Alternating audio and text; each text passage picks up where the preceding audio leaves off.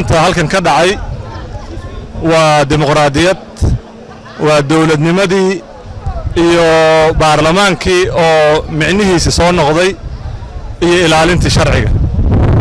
xukuumaddii federaalka Soomaaliyeed ee kalsoonida siinay 2017 wasiiradii maxaa la yiraahdaa la dhisay boqolkiiba 60 ka badan la diray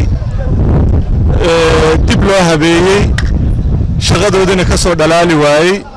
xukuumadda aanan sixin meesha ma joogin, hadee sharcigii hore loogu tuntay waxa Ilaahay maadiisa maanta in la baraarugay lana xaqiijiyay in maaragtay xukuumaddii halkaas kalsoonida lagala noqday,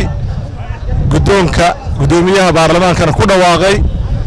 hadee waxaan leenahay waa guul u soo hoyatay shacabka Soomaaliyeed iyo baarlamaanka intaba.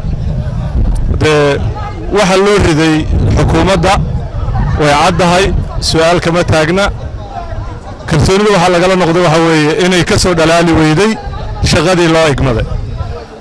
xukuumadda ayaa ku shaqo leh inay ka shaqeyso sharciga maaragtay doorashooyinka inay dalka gaarsiiso. xukuumadda looga fadhiyay haddii kalsoonidii maxaa la yiraahdaa hore loogu igmaday fulin weydayna kalsoonida lagala noqday.